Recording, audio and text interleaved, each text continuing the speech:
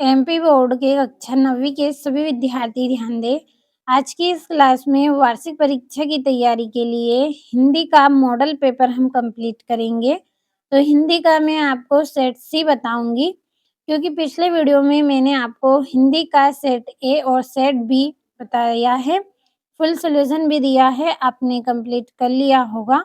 तो आपका जो पेपर है वो 75 अंक का है, और अगर आप चारों सेटों को कंप्लीट करेंगे, जब जाकर आपको एग्ज़ाम में 75 अंक मिलेंगे। क्योंकि एक सेट के माध्यम से आप 20 से 25 अंक लेके आएँगे, और चारों सेटों को कंप्लीट करेंगे तो आपके पूरे नंबर रहेंगे। क्योंकि आप भी जानते हैं एक सेट में पूरा पेपर कंप्लीट नहीं हो सकता है। तो चारों सेटों को आपको पढ़ना है। तो पहला है आपका सही विकल्प चुनिए।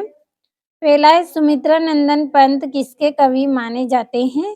तो सुमित्रा नंदन पंत हैं वो छायावाद के कवि माने जाते हैं।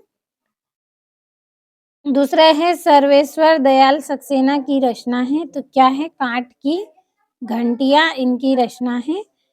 और वीर रस का स्थायी भाव है, तो वीर रस का स्थायी भाव क्या है? उत्साह होता है।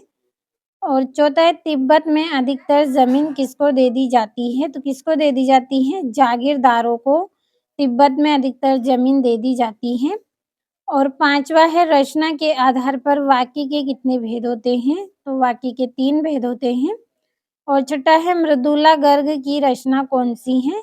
तो मृदुला गर्ग की रचना कौन सी है? मेरे संग की औरतें। तो ये आपके सही विकल्प हो गए हैं। अगला प्रश्न है रिक्त स्थानों की पूर्ति कीजिए। पहला है कोयल तुम किसका डेडेस देना चाहती हो? तो क्या देना चाहती हो? संदेश देना चाहती हो। और दूसरा है जिसके कारण स्थायी भाव जागृत हो वहाँ डेडेस कहलाता है, तो वहाँ आलंबन कहलाता है। और तीसरा है अभिमान में मान डेडेस लगा है, तो क्या लगा है? प्रत्यय लगा है। और चौथा है उमा ने डेडेस की परीक्षा पास कर ली थी, तो उमा ने किसकी परीक्षा पास कर ली? बीए की परीक्षा उमा ने पास कर ली। और पांचवा है महादेवी को एक कविता पाठ पर डेडेस मिला, तो क्या मिला इनको? चांदी का कटोरा मिला। और छठा है एकांकी में डेडेस होता है, तो एकांकी में क्या होता है? एक अंक होता है। और तीसरा प्रश्न है आपका सही जोड़ी बनाइए। पहली है चरु चंद्र की चंचल किरणें, तो इसका रहेगा अनुप्रास अलंकार। दूसरा है बिहार, तो बिहार की जोड़ी रहेगी जाबिर हुसैन। तीसरा है मात्र ही भर, तो ये शब्द क्या है? निपात शब्द है। चौथा है प्यारेलाल शर्मा, तो इसकी जोड़ी रहेगी आपकी स्वतंत्रता सेनानी। और नाटक सम्राट, तो नाटक सम्राट की रहेगी जयशंकर प्रसाद।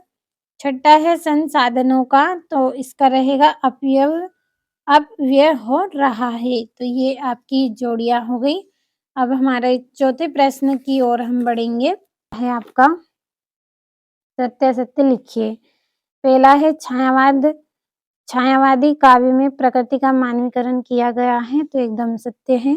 दूसरा है दोहा मात्रिक छंद है, तो ये भी आपका सत्य है। तीसरा एक टोपी पर 2500 जूते न्यौछावर होते हैं, तो ये गलत है।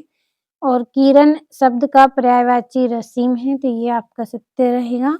और उमा के व्यक्तित्व में साहस की कमी है, तो ये आपका सत्य रहेगा। और आचार्य रामचंद्र शुक्ल हिंदी के प्रसिद्ध निबंध लेखक हैं, तो ये सत्य रहेगा। अगला प्रश्न है एक वाक्य में उत्तर लिखिए।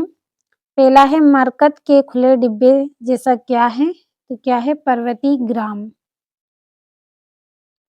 कौन सा ग्राम है इसका आंसर? पर्वती ग्राम।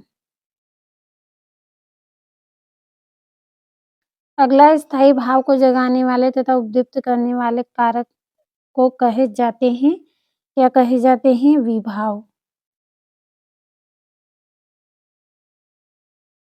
अगला है महादेवी के परिवार में हिंदी को कौन लाया? तो कौन लेके आई थी? महादेवी खुद हिंदी को लेके आई थी, तो महादेवी। अगला है उपसर्ग शब्द में कहाँ जुड़ता है? जो उपसर्ग शब्द है वो कहाँ जुड़ता है? तो शब्द के पहले मात्राओं पर। शब्द के पहले मात्राओं पर। अगला है, विवाह को बिजनेस कौन कहता है? गोपाल प्रसाद।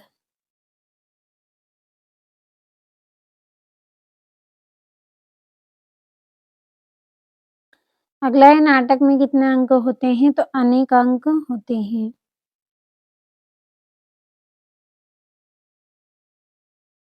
तो ये हो गए हैं आपके एक वाक्य में उत्तर। यहाँ से आपके ये 2-2 नंबर के प्रश्न हैं। भक्ति काल की प्रमुख विशेषता लिखनी है। कवि ने ईश्वर को सब श्वासों की सांस में क्यों कहा? कोयल की कूक सुनकर कवि की क्या प्रतिक्रिया थी? सुविधा और मनोरंजन के उपकरणों से बच्चे वंचित क्यों हैं? और महाकाव्य किसे कहते हैं? हिंदी के 2 महाकाव्यों के नाम बताने हैं।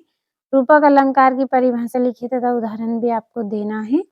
तो ये 12वां है, जीवनी तथा आत्मकथा में 2 अंतर बताइए।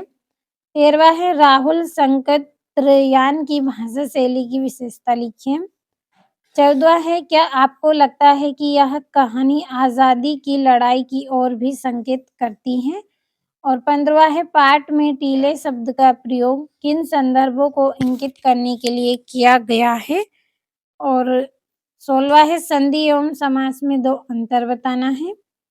17वां है, बाढ़ की खबर सुनकर लोग किस तरह की तैयारी करने लगे? और 18वां है, निम्नलिखित काव्यांश का संदर्भ प्रसंग सहित भावार्थ लिखिए 3 नंबर में। तो कंप्लीट अच्छे से करिएगा। आप पूरे मोस्ट इम्पोर्टेंट क्वेश्चन दिए हैं आपको वार्षिक परीक्षा के लिए।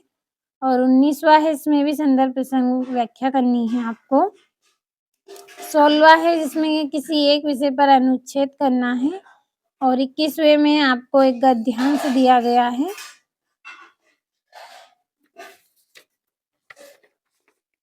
और ये यहाँ से आपको बुक बैंक से पुस्तकें प्राप्त करने के लिए आपको एक आवेदन पत्र करना है। और 23वें में आपको निबंध करना है। तो 4